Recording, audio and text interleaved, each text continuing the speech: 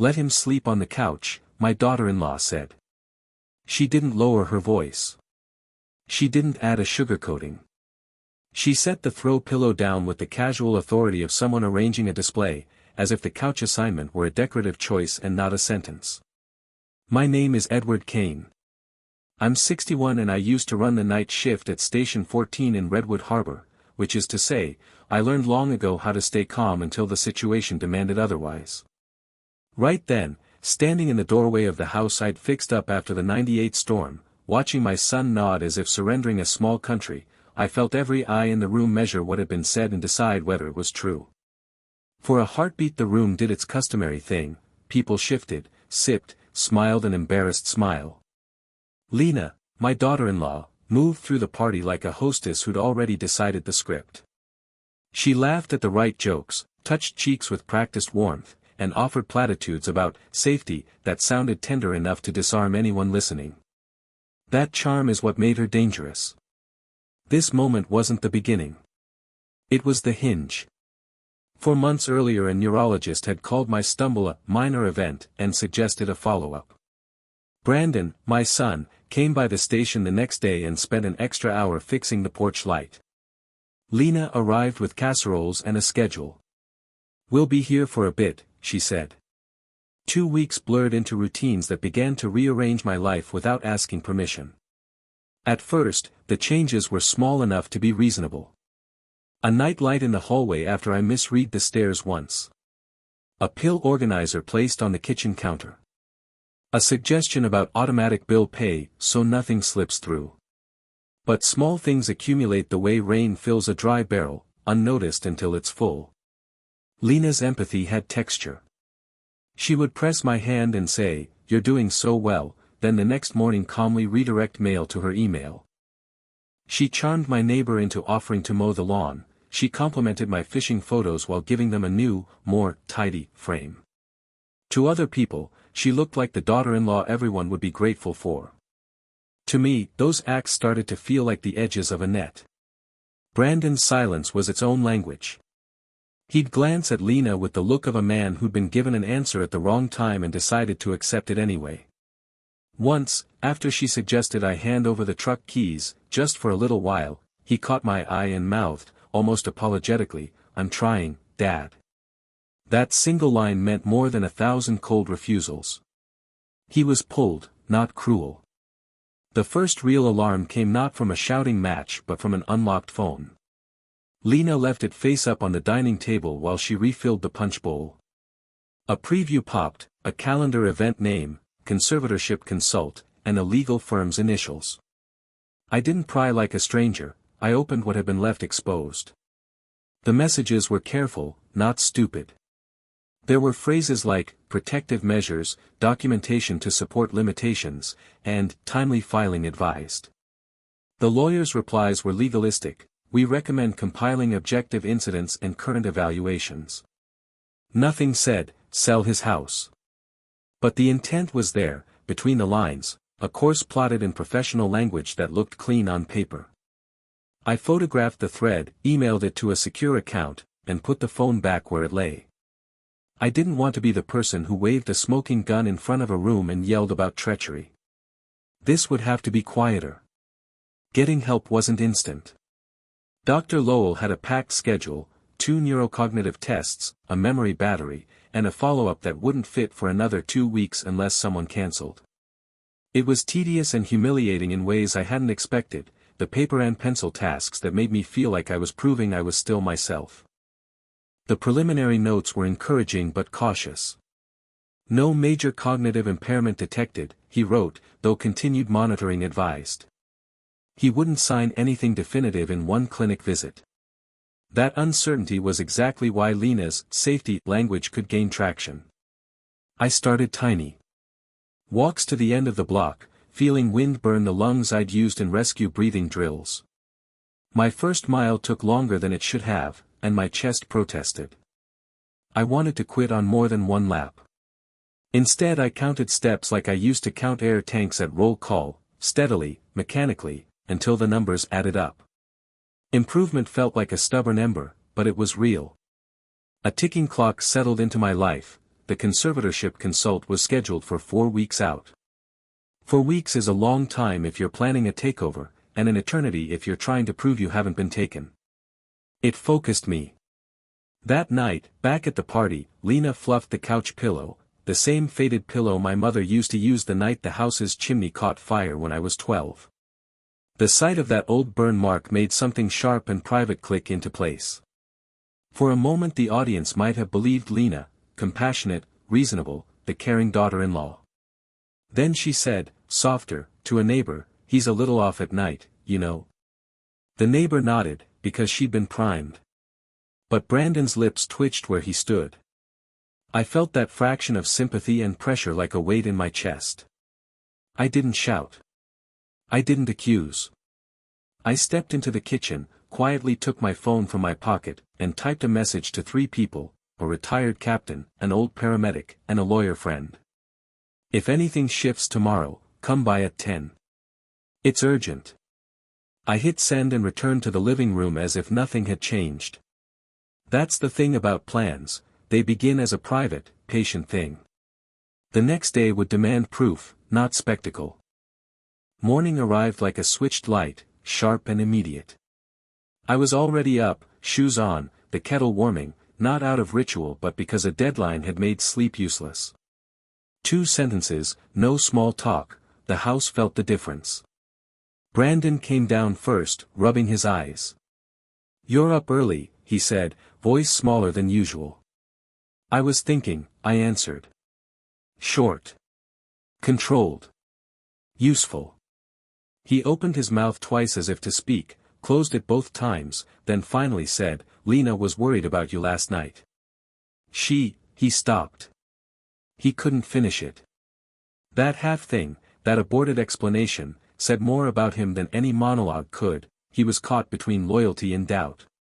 Lena drifted down the stairs an instant later in a sweater the color of a practiced smile. "Good morning," she sang, too bright. "I thought maybe we could talk to Dr. Lowell about scheduling a nighttime check." I spoke to the nurse, her eyes cut to me, searching for the effect she wanted. That was the new move. Not just pillows and pity this time. Not just safety. Now it was authority by proxy, having professionals say what she wanted them to. It read like concern to everyone else. To me, it smelled like a script. At 9:37 my phone buzzed. ETA soon. Maria's name flashed first. Then Tom. Then Mark. They arrived not as a rehearsed squad but staggered, Maria apologizing for a late night at the precinct, hair still tucked behind one ear, Tom producing an extra coffee from his truck because someone always forgot theirs, Mark stepping out of his car, buttoning his cuff while scanning the house like a man who read maps in people's faces. Lena's smile steadied into hostess mode when each knocked. She moved as if she'd been expecting company she could manage. When I opened the door, Maria's presence landed first, calm, blunt, a woman who still recognized the smell of smoke in a stranger's clothing. Tom gave me a look that said he'd carry me if necessary. Mark's face was the last to register. Cool and precise, the kind of lawyer who kept bad news patient and quiet until the room closed. Lena's jab of surprise was almost musical. "Oh, hi. Can I help you?" Mark's hand rose a fraction before he spoke. He wasn't loud. He wasn't careless. He asked, softly, "Is Lena home?" She blinked, just for half a second, too slow to be ignorance, too quick to be a mistake. That flicker tightened something in her expression. She said yes. Mark lowered his voice and motioned to the dining room. "We need to speak privately," he said to me. "Is that possible?" He closed the door behind us with his foot, then turned the lock with the deliberate care of someone sealing evidence. No one said anything about names or filings out loud. Professional caution is good theater and better strategy. Inside, Maria set her bag down with a soft thump and opened a small notebook. Tom tapped his pen twice, habit. Mark folded his fingers and waited for me to start.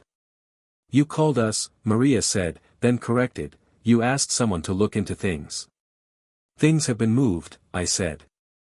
I told them about the nightlight, the redirected mail, the workshop suggestions, facts, dry and sharp. I didn't waste breath on drama. Facts do their work quietly. Mark's jaw moved once. I did some digging, he said. Not easy. Someone used an alternate contact profile, an authorized family member entry, on Dr. Lowell's patient portal. It wasn't submitted in your name. It was submitted under a different email and phone number. That should have landed with a quiet thud. Instead, Maria's voice cut the room. More than that, she said. Dr. Lowell's nurse kept a log. There's a note, caller states authority to arrange evaluations, expresses concern about nocturnal wandering. Requested expedited consult. It's time-stamped. The call was 3 days ago. 3 days. Not the weeks I'd worried about, not the distant future, 3 days. The clock I'd felt ticking now had sharp teeth. Brandon's shoulders folded as if he'd been struck. He pushed his palms together once and breathed, a small animal sound. Lena told them I'd authorized it, he said, quiet and raw. She said I was worried, and the nurse said she'd note it. A pause. The room felt smaller. Mark leaned forward. This reads like the start of a narrative, he said softly. Medical concerns documented, a clinician's note, then a consult. In elder rights cases, those notes are used to justify limitations. It doesn't mean you lose anything overnight, but it is how a case is built. He didn't use the word conservatorship, because lawyers are careful with the first breath of an accusation. He described the mechanism instead, the accumulation of professional observations that look objective on paper. I felt something in my chest that wasn't fear. I'd felt fear before. What rose now was calculation. I'm not angry, I said, and meant it. Anger is loud, planning is quiet. Mark closed his notebook. We'll get you an official evaluation, privately. We'll document everything the right way. And I'll file a protective notice to prevent unauthorized changes to your medical contacts. Outside, footsteps on the porch shifted. Lena's smile had thinned, a forced inhale made the sound of a man threading a needle. Her jaw clenched for a millisecond. She glanced at Brandon, then looked straight at Mark as if measuring how much the room had slipped out of her control. Her mask didn't fall. But a hairline crack appeared, one tiny, human motion that said she hadn't planned for this. We walked them to the door. As they left, Maria said under her breath to me, this fits the pattern. Keep a log. Names. Dates. I nodded. I already had a log forming in my head. Lena watched them go with a smile that tried to be easy. Her hands were steady in public, but behind that composure a small, sharp thing had changed. She hadn't expected witnesses to show up who knew how to read the quiet evidence. She didn't know everything I knew. I didn't know everything she might try next. That left room, dangerous room, for whatever came after. And I liked the room smaller now. It meant there was less space for a story to be rewritten without my say. I heard Lena before I saw her. Not silence. Not stillness. But movement, quick, frantic, purposeful. Cabinet doors opening. Papers shuffling. Her voice, low and urgent, leaking from the kitchen like steam under a closed lid. No, I didn't authorize that, yes, but he had people here, I don't know who, just call me back. She wasn't waiting 15 minutes. She was consolidating. Good. It meant she was scared. I stepped into the hallway just as she ended her call and pasted on a smile so sudden it nearly cracked her face. Oh. Ed. Too bright. Too eager. A smile with its claws tucked in. Before I could answer, Brandon rushed in behind her. Not calm. Not composed. More like he'd been pacing violently in another room. Dad, he said, voice tight, why didn't you tell me people were coming? I didn't want to drag you into something before I understood it. He swallowed hard. But it involves me. He stopped. His jaw clenched. And then. I don't know what's happening anymore. There it was, the conflict, visible and raw. A man losing trust in one story before he could fully believe another. Lena sensed it instantly. Her eyes flashed, barely, then softened into something like wounded affection. "Bran," she murmured, stepping closer, placing a hand on his elbow. "Sweetheart, your dad's been overwhelmed. He's confused. These people showing up, it's upsetting him. And now it's upsetting you." That was new. Not patronizing. Not controlling. This was emotional triangulation, pulling him toward her with shared victimhood. I saw it land. He didn't believe her fully, but he wanted the peace she was offering. She looked at me, pretending softness. "We're all trying, Ed, truly. This isn't easy for anyone." A perfect blend of guilt and benevolence. Clever. While she spoke, I noticed something. A white envelope tucked halfway under today's mail stack. Not the stack I normally checked, the one she curated. She'd glanced at it twice already. And every time, her gaze flicked away too fast. "A tell. Dad," he said, rubbing his forehead, "I just need to know what to believe. I feel like things are happening behind my back." "They are," I said. "To both of us." Lena stiffened, barely, but enough. Brandon pressed. "Lena, earlier you said you never contacted Dr. Lowell's office without Dad." His voice wavered. "Did you mean that?" Silence. Then. "I meant I contacted them for him," she said, slower now. "Because I love you both. Because I'm trying to keep this family together." That wasn't compassion. That was martyrdom, a powerful weapon when used well. Brandon exhaled, confused all over again. I reached for the envelope. Lena moved, just a fraction, like she almost stepped forward before stopping herself. Not guilt. Fear. I opened it. Not slow. Not theatrical. Just decisive. Inside. Confirmation, cognitive evaluation adjustment. Requested by, Family Health Coordinator. Reason, increased concerns regarding patient judgment. Date, next Wednesday. Time, 2:15 p.m. My hands didn't shake. But my pulse did one hard, deliberate beat. This wasn't just another appointment. This was how a case file grows teeth. Brandon stepped closer, reading over my shoulder. "You requested this?" he asked Lena, voice cracking. She answered too quickly. I consulted them. After you said you were worried." "I never said that," he replied softly. Her mouth opened, then shut. Caught between lies that didn't match. Her cheeks flushed with a fast, involuntary heat. That was her first real crack. I folded the letter. "Why didn't you tell me you scheduled this, Lena?" "I didn't schedule anything," she said. "I recommended it. They must have taken it as." Her voice faltered. Then hardened. "You're being unfair, Ed. Everything I do is for your safety. Your well-being. If you just trust me." There it was, guilt mixed with implied instability. A new tactic, delivered cleanly. Someone else might have buckled. I didn't. For a moment, I saw everything in a narrow frame. The letter. Her flushed cheeks. Brandon caught between us, hollow-eyed and tired. The house that had stood for 30 years suddenly feeling foreign. Fear didn't come. Rage, neither. But something colder surfaced, clarity sharpened to a point. This evaluation wasn't a test. It was a battlefield. And she thought she was dragging me onto it blind. "I'll go," I said simply. Lena froze. Brandon's head jerked up. "You, will?" she asked.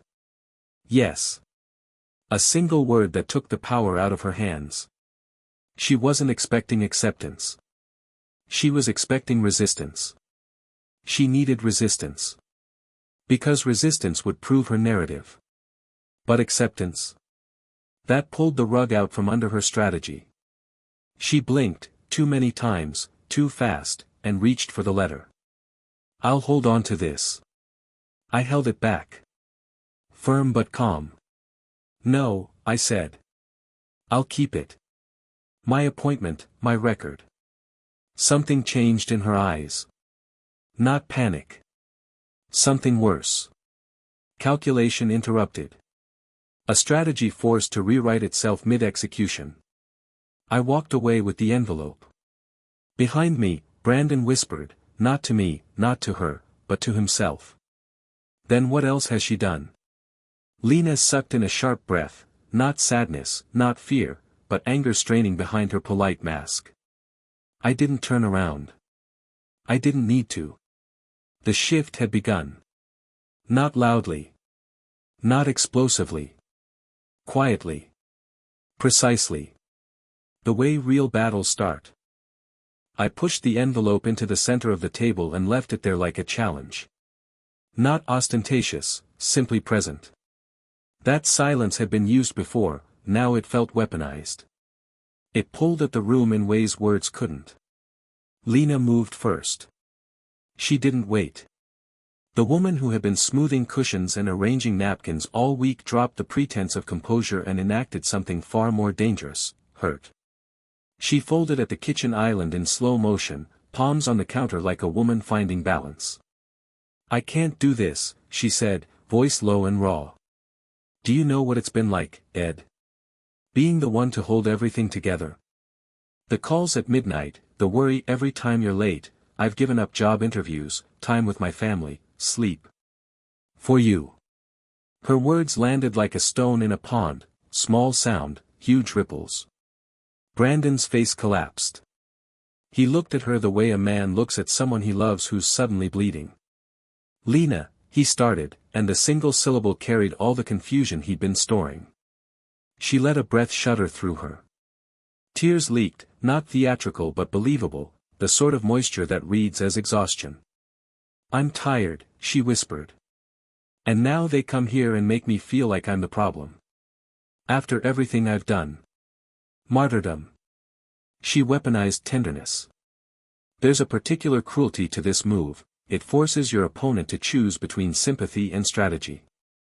It pulls family toward the supposed victim. It makes them doubt the accuser.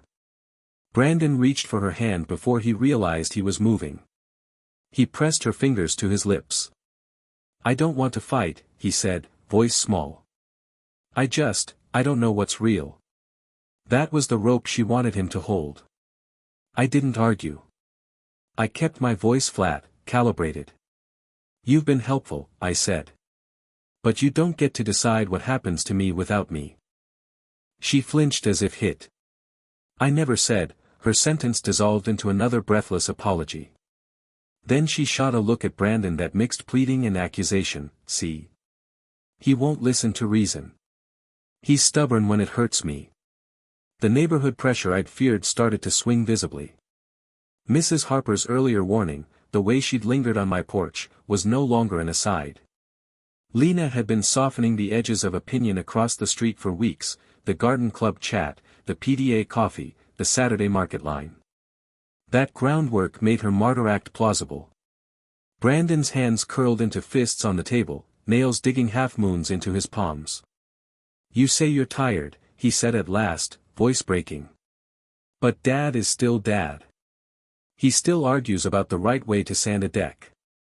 He still remembers things you say he doesn't. I'm scared of losing him. He stopped, the breath leaving him like a punctured balloon. Guilt and love warred on his face. She sobbed quietly then, and something in the room shifted, not against me exactly, but against the certainty I'd been building. The evaluation on Wednesday flashed up in my head like a timer I couldn't stop. If the clinician walked in with a sympathetic family member's account, that note would sit on a chart and become data. Evidence has a way of looking neutral, it looks like truth. That is what made this move so poisonous. Emotionality weaponized can be documented, a nurse's note, a clinician's impression, a family report. The thing I feared wasn't tears, it was the way those tears could be translated into paperwork. Brandon looked at me, raw and pleading. "I don't want to choose," he said. "I just want, for us to be okay." "You don't have to choose today," I said. "But you do have to start asking questions." He let out a sound that might have been a laugh if it hadn't crumpled. "I've been asking questions." Not loudly enough, I thought. While Lena wiped her face on the back of her sleeve, my eyes caught the small detail I'd missed earlier, a text preview flashing faintly on Brandon's phone left on the kitchen counter. It had buzzed while Lena spoke and he'd ignored it, thumb hovering over the screen like a guilt-ridden diffuser. The preview read, "Call me. Important, Dr. L." That half-line vanished as he snatched the phone like someone trying to hide a dagger. He hadn't seen me see it.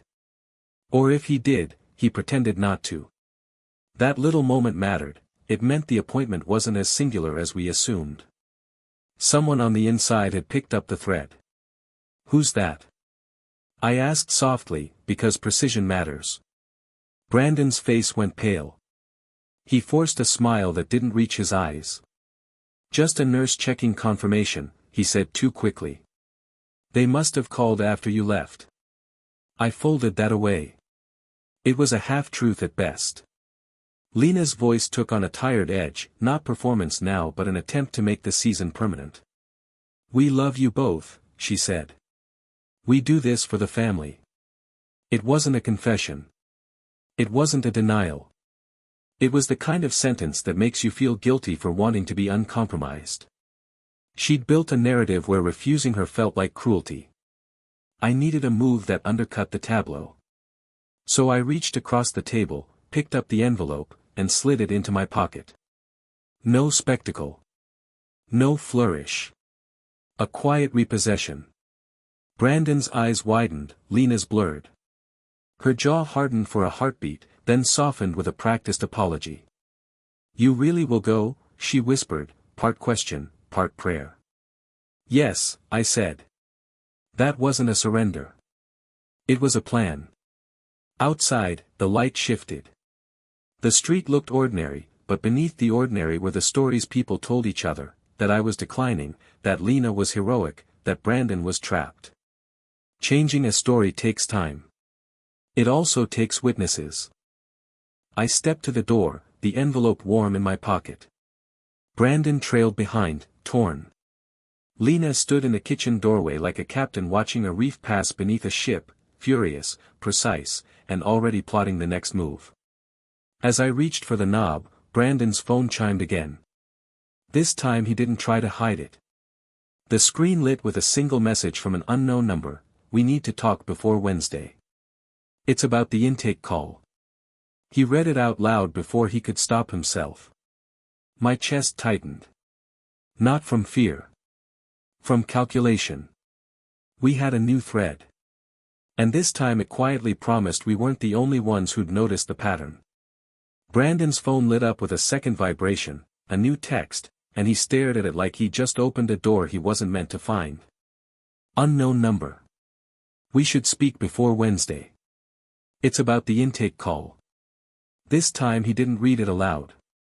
He just froze, thumb hovering, breath shallow. Lena noticed instantly. Of course she did. "Bran," she said, stepping toward him with a softness she hadn't used once all week. "Sweetheart, what's wrong? You look pale." He didn't answer. She reached for his arm. He pulled back, barely, but enough to make her eyes flicker. "That's the clinic, isn't it?" I asked quietly. Brandon swallowed. I think so." Lena inhaled sharply, then very gently placed both hands on her chest, the kind of gesture meant to signal concern, not guilt. "Oh no," she whispered. "This is too much for him." And then, with perfect aim. "Ed, look at what this is doing to him." There it was. Her new tactic. Not accusing. Not denying. Not crying.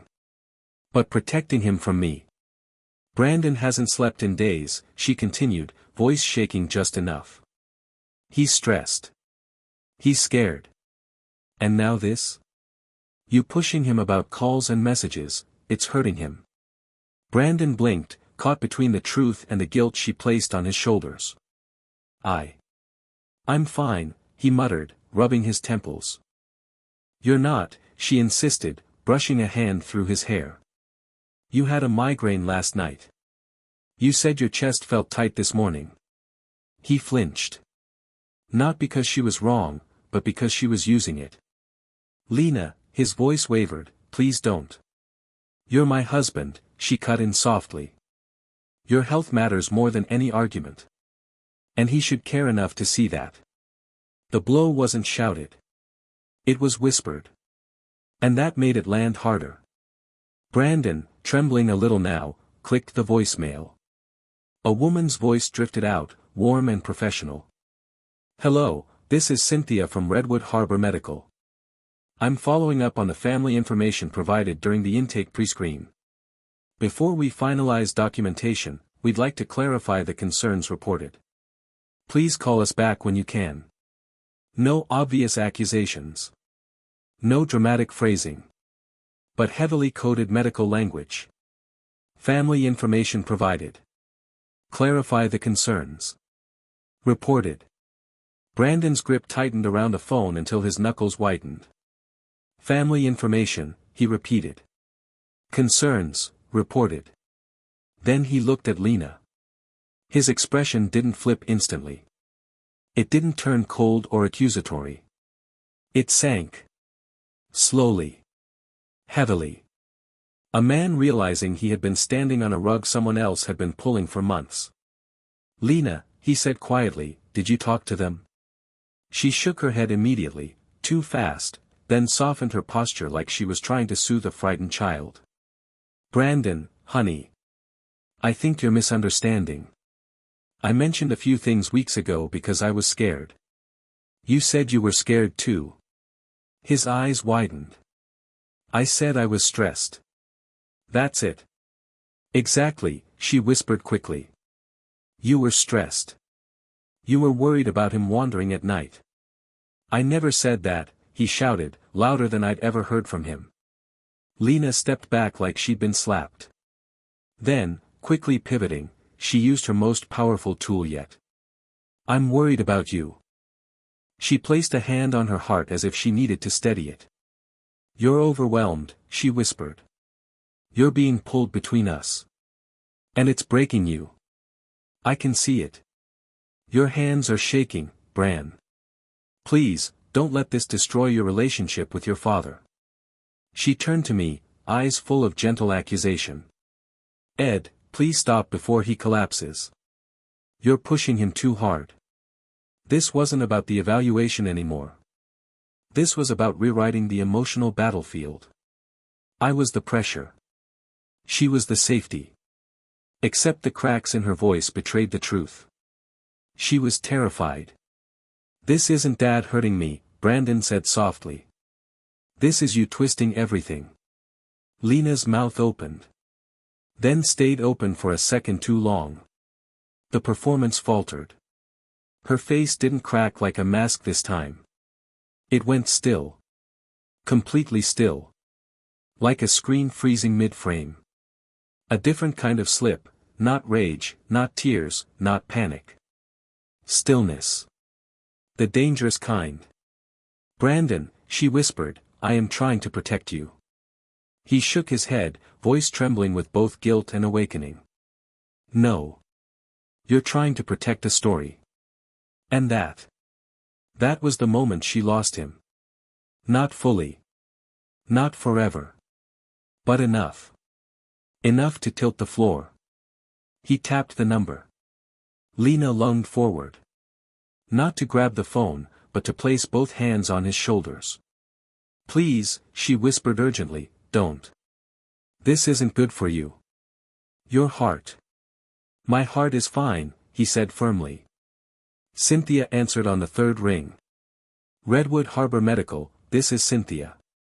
Brandon's voice shook. This is Brandon Kane. I need information about the pre-screen concerns. A silence. Paper rustling. Then Cynthia's tone changed, softer, slower. Oh. Yes. I remember. Are you calling to add information, or to correct something? Lena's breath caught. Brandon didn't miss it. I need to know what was reported first. Of course, Cynthia said. I can't give specifics on subjective descriptions, but I can summarize categories. She read. Nighttime disorientation. Wandering/unsafe behavior. Memory lapses affecting daily living. Concern for increased agitation. My jaw tightened. Not at the list, but at how familiar it sounded. These weren't observations. These were scripts. The exact phrases conservatorship petitions rely on. Brandon's face collapsed, horror dawning slowly, painfully. He whispered, she said all that, didn't she? Cynthia hesitated. Then. The notes list spouse as primary reporter. Lena went gray. Brandon closed his eyes. A full 3 seconds of silence swallowed the room. Then he whispered, voice cracking. Dad, there's more. And the line went very, very still. Brandon didn't say anything at first. He stood there with the phone pressed to his ear, shoulders tight, like he was bracing for impact rather than listening. This is Cynthia at Redwood Harbor Medical, the voice said gently. I have the chart open. How can I help? His throat bobbed once. Hi. I'm calling about my dad. I got a message about an intake call. I don't really understand what that means. Of course, she replied. I'm glad you reached out. We sometimes do a brief pre-screen if family shares concerns. It just helps the clinician prepare for an appointment. Family shares concerns. She said it casually, like weather. Lena shifted near the counter, adjusting her sleeve as if trying to look productive instead of attentive. Her eyes never left his face. Brandon tried again. Right, but, what kind of concerns did you write down? Cynthia hesitated. Not defensive, just careful. I can't quote the caller, she said, but I can summarize categories. These notes aren't conclusions. They simply guide the evaluation. She paused to scroll. I see references to things like, a few memory lapses, possible nighttime confusion, and general worry about safety in the home. Brandon blinked slowly. Like he was translating a language he didn't want to understand. Lena spoke before he could. Brandon, she said softly, you told me you were worried the night he missed your call. That's what I described. Just your concern. Nothing more. A new tactic, shared memory shaping. She wrapped her version of events around his own words so tightly he'd question what he actually said. Brandon rubbed the back of his neck, unsure. I was worried, yeah, but I never said he was confused. Cynthia continued gently, unaware of the tension in the room. These categories don't imply severity. They're very common. A lot of families mention similar things. Lena stepped a little closer to Brandon. See? It's standard. They probably didn't even think twice about it. He didn't nod. He didn't pull away either. He was stuck in the middle, exactly where she wanted him.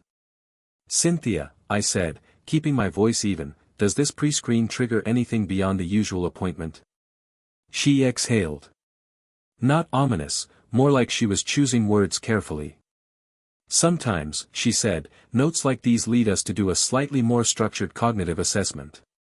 It's still routine. It just means the clinician may ask a broader set of questions. A broader set of questions. That was much softer than capacity review, but the meaning was pointed. Brandon whispered, so, stronger testing? That's a fair way to put it, she answered. Not dramatic. But heavier. He swallowed roughly. Okay. Could I ask, did it say who called? It only lists a spouse contact, she replied. No name. Brandon's posture collapsed an inch. Oh. Lena didn't speak. She didn't need to. Her silence did the work, a silence chosen to look respectful, not guilty. Cynthia, he said, voice shaky, what if some of that was misunderstood? Can I give my own perspective? Absolutely, she said. I can add a note that another family member doesn't share the same concerns. The clinician will see that before the appointment. I watched something flicker behind Lena's eyes, not panic, but irritation. Like someone watching a chess piece move unexpectedly. Yes, Brandon said. Please, put that in. That I don't think Dad's having any safety issues. I'll write that now, she said. And thank you for clarifying. It helps us prepare responsibly. Brandon blew out a breath he didn't realize he was holding. It wasn't relief. More like grief. A shift was happening, but slowly, like a door easing open on old hinges. One more thing, Cynthia added. Because there are mixed reports, the clinician may want a neutral third party present, just to make sure everyone's heard accurately. Neutral. Not spouse. Not family advocate. That suggestion wasn't accidental. That's common. Brandon asked. When there's disagreement, yes, she said. It just ensures fairness. Lena's posture tightened, barely, but clearly. Fairness wasn't something she could control. Cynthia wished us well. Brandon thanked her. The line clicked off. Silence didn't drop.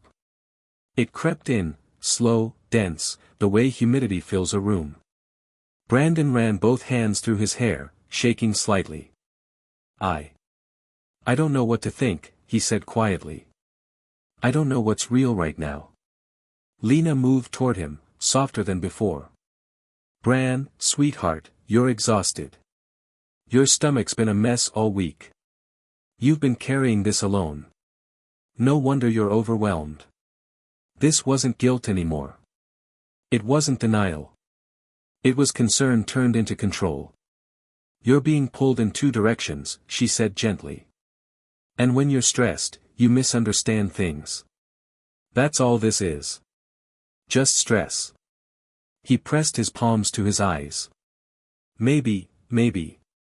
She kept going, gently tightening the rope. You're not sleeping. You're anxious. Anyone would get confused hearing a bunch of clinical terms. She tapped his forearm lightly, grounding, soothing. Perfectly calibrated. Let's not turn one phone call into something it isn't. Brandon's breathing slowed. Not because she convinced him. Because she confused him.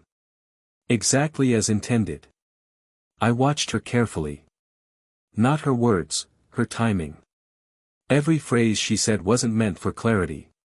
It was meant to blur the edges of everything he'd just heard. She wasn't fighting the facts. She was muffling them. A different skill entirely. Then Brandon said something she hadn't expected. Maybe I should ask Mark what the notes mean. Something in Lena's expression flickered, not anger, not fear. Annoyance. Territorial annoyance. Brandon, honey, calling a lawyer over this, she said softly. It will only make things look worse. The clinic will think there's conflict. That's how these situations escalate. Her tone was light. Her message was not. Don't bring in reinforcements. Don't get outside help. Stay in the fog. Brandon hesitated. Then he looked at me. Dad, maybe we should talk to him anyway. That was the spark. The trigger. The thing that made Lena's shoulders stiffen for the first time. Brandon's phone buzzed again. All three of us looked at it. He picked it up slowly, reading the message twice before speaking. It's from Mark. He swallowed. Call me when you can. There's been movement on the medical file. Want to make sure you're prepared. He lowered the phone. His voice barely got out the last words. Dad, something else is happening. Brandon stared at the message from Mark like it didn't belong to him. Call me. File just moved. Not a warning. Not reassurance. A shift. He rubbed his thumb over the screen, hesitating. Not fear, disbelief. Lena noticed instantly. She leaned against the counter, arms loose, expression soft. Too soft. The kind of softness someone chooses.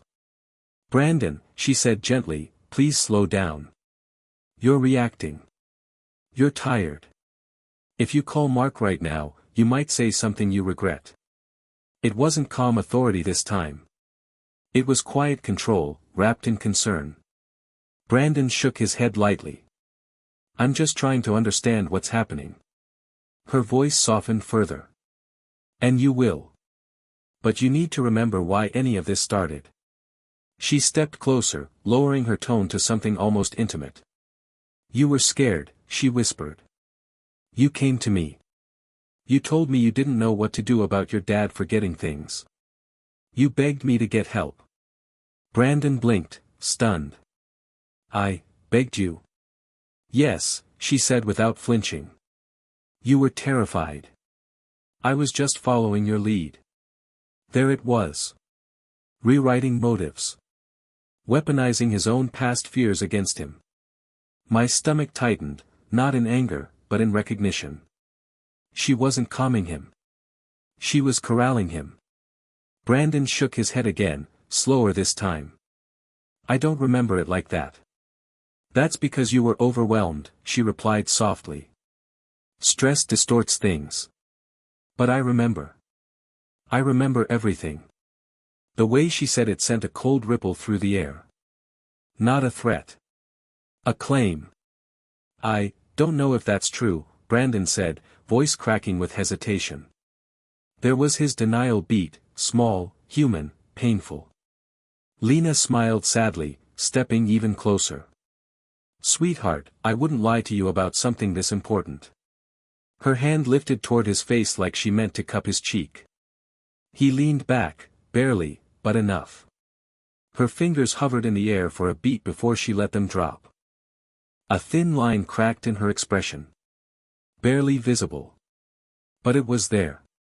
He stepped away, pulling out his phone again. I'm calling him, he said. Lena didn't raise her voice. She didn't panic. She simply whispered. Brandon, please don't let him put ideas in your head. But he hit the call button anyway. She watched him walk outside through the glass door, reflection tiny in the windowpane. Her jaw tightened once. A twitch. Fast. Controlled. But I saw it. Brandon paced on the porch, shoulders hunched. I stayed inside, close enough to hear Mark's voice faintly through the glass. Someone pushed your dad's file early, Mark said. Too early. I don't know who, but the clinic doesn't usually move this fast unless the report sounded urgent. Brandon swallowed hard. Mark, it wasn't urgent. I know that, Mark replied. Which means someone made it sound like it was. Brandon looked toward the window. Toward Lena. He didn't say her name. He didn't need to. Mark lowered his voice. Come to my office at 8. Both of you. We'll prep for tomorrow. Then his tone changed, more human than legal. And Brandon? Don't let anyone tell you that you imagined this. You didn't. Brandon exhaled shakily.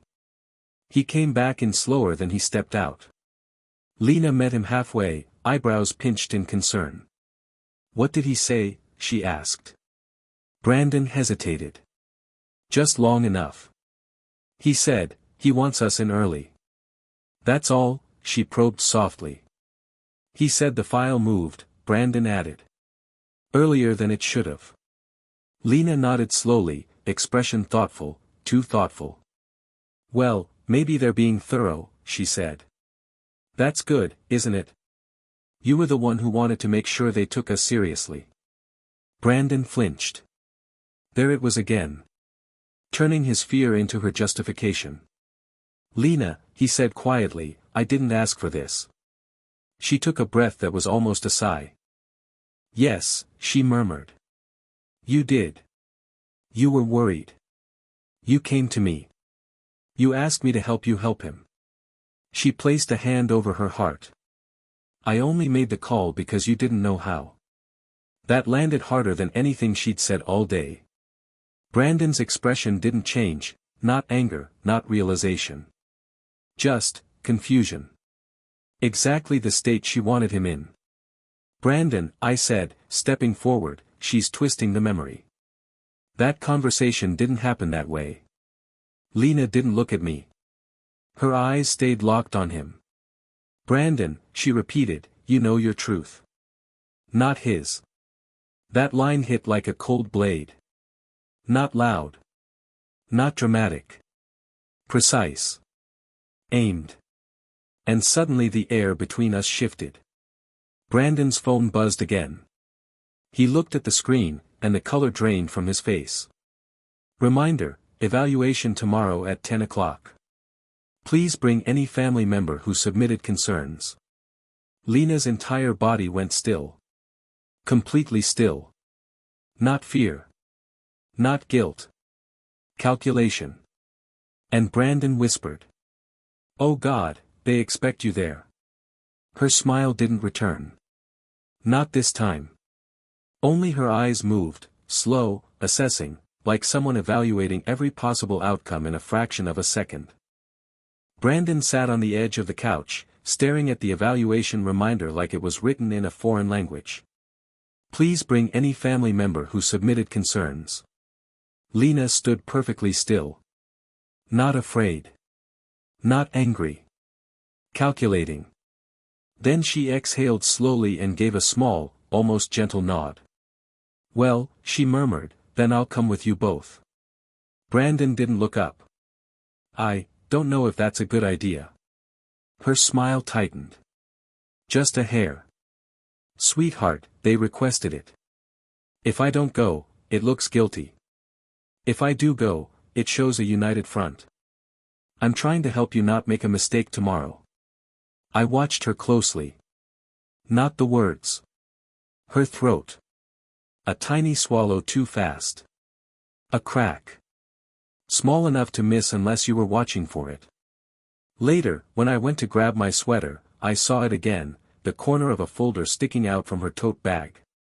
Caregiver notes, behavioral observations. Not handwritten. Not emotional. Systematic.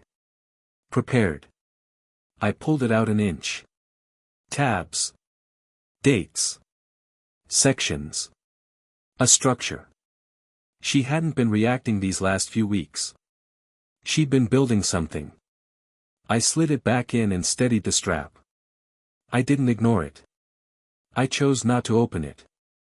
There's a difference. Knowing wasn't the problem, I thought. Timing was. Tomorrow was the moment the truth needed to stand in the open. Not tonight. Not in secret. I found him in the living room again, sitting on the floor with his head in his hands. Dad, he whispered, what if she tells them things I don't even know she said? That stopped me. That was new. Deeper. He wasn't afraid they'd believe her. He was afraid he didn't know what she'd already planted. She's been ahead of me, he said. Ahead of both of us. I don't know what she told them. I don't know what she'll say tomorrow. And I cut in gently. Brandon. You don't need every detail. You need one thing, truth. He nodded slowly, the breath shaking out of him. She appeared in the doorway, arms crossed casually. But her voice wasn't perfectly controlled this time. Brandon, she said, clinicians can sense tension. If you hesitate tomorrow, if you look unsure, it reflects badly on all of us. Her tone wavered on all. Barely. But it wavered. He noticed. For the first time, his expression didn't soften at her tone. It hardened. Just a little. Lena went upstairs early, saying she wanted to be rested for the morning. Brandon headed up a bit later. I stayed downstairs in the dim kitchen, sipping water, letting the quiet settle. The evaluation was 10 hours away. Every room felt like it was holding its breath. Around midnight, as I passed the staircase, I heard it, a faint voice behind the half-closed bedroom door. Lena's. Sharp whisper. Tight. Nothing like the soft tones she used with Brandon. No, listen. I already said those things. I can't change the wording now. A pause. They won't push back. He's too tired. And the son, he's conflicted. It won't be a problem. Another pause. Longer. Just remember what I told you. Keep it consistent. My hand tightened on the banister. She wasn't talking to a friend. And she wasn't talking socially. This was strategy. Coordination. Someone else was prepared. A second narrative. A second version of me. I stepped back silently before she could sense I was near. My heart didn't pound. It steadied. I wasn't walking into that room as a patient tomorrow. I was walking in as evidence. And she knew it. As I turned off the hallway light, I saw it, a thin line of brightness under their bedroom door. Still on. Still talking. Still planning. Tomorrow wasn't going to be an evaluation. It was going to be a collision. And I was finally ready for it. Mark's office was quiet when he ushered us inside. No small talk. No wasting time. He closed the door, locked it, and turned to us. Someone pushed the file late last night, Mark said. Too fast, too coordinated. That means someone wants this evaluation to go a certain way. Brandon's eyes flicked, once, to Lena. She didn't react. Her face was smooth, still, steady. Too steady. Mark ran through the plan. Short answers. No emotional detours. Facts only. Then, turning to me. And Ed? Speak plainly. You don't need to prove anything. Just let them see who you are. I nodded. And inside, something finally clicked into place. I wasn't walking in as a patient. I was walking in as evidence. The clinic lobby smelled like disinfectant and winter air. Brandon stayed at my side, closer than yesterday. Lena walked ahead, her tote bag tight in her hand. At the exam room door, she touched Brandon's arm. A soft gesture. But her fingers trembled for a split second when she made contact. Her first real crack. United front, she whispered. He gently pulled his arm away. Her jaw clenched for half a second before the smile snapped back on. Dr. Harris was calm, neutral, kind. The kind of man who'd spent decades learning to read chaos without taking sides. He gestured for me to sit. We'll start with you, Ed, he said. Then I'll speak with each of you together. He opened the file. His eyes skimmed something. His brow folded, not confused, not concerned, but curious. Ed, he said, can you tell me about the night you wandered outside at 2 a.m. and didn't know where you were? The room froze. Brandon blinked hard. What night? I exhaled slowly. There was no such night. The clinician turned another page. It's noted as a severe disorientation incident. Brandon's breath stuttered, one sharp inhale, like a man finally catching the shape of a truth he hadn't allowed himself to see. His chest rose once, like he'd made a decision. Dr. Harris, Brandon said quietly, that never happened. Lena's head snapped toward him. Too fast. Her smile strained. Bran, sweetheart, you don't remember. He lifted a hand. A boundary. A fragile one, but real. No, he said firmly, voice shaking. I would remember that. The clinician nodded professionally and continued questioning me. Orientation. Sequencing. Memory. Problem solving. Reasoning. A few were tricky. One date I misremembered by a week. Then corrected myself. Normal aging. Not impairment. He marked notes without expression. After a few more questions, he closed the folder gently. Your responses are organized and consistent, he said plainly. There's no cognitive pattern here that aligns with the concerns described. A small, quiet warmth opened in my chest, not triumph. Just the feeling of being seen without distortion. For the first time in months. My breath landed in my chest without shaking. Mrs. Hale, he said, I'd like to clarify your concerns. Her smile returned, polished, confident. Yes, of course. My husband and I noticed intermittent confusion. He held up a hand. I'll stop you there. Your written notes mention multiple incidents. I need to know who witnessed each one. Her throat bobbed, a tiny swallow she tried to hide. Well, we did, she said. Together. Brandon shook his head slowly. No. I didn't. A tremor fluttered across her jawline. Barely perceptible.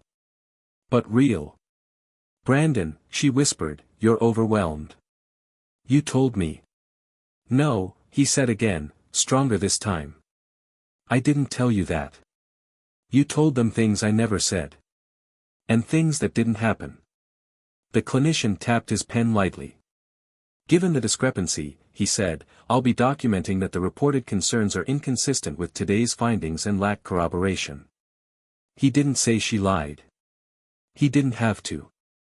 Her face emptied in one instant, the mask collapsing inward. No rage. No tears. Just a hollow, stunned stillness. The look of someone realizing the narrative she built had cracked open. The evaluation ended with a handshake. Brandon checked his phone. A single text from Mark. Call me when you're outside. He didn't reply. He just looked at me, eyes red, voice soft. Dad. I'm so sorry. You saw the truth, I said. That's all I ever needed. We stepped into the hallway. Lena stayed behind, frozen in the doorway, fingers locked around her tote bag. A nurse passed by, glanced between us, and gave a small, sympathetic nod. Brandon instinctively held the door for me. A simple gesture. But it felt like something real had shifted back into place. As the door closed behind us, it clicked softly. A clean, final sound. An ending. And the beginning of something that finally felt like ours again.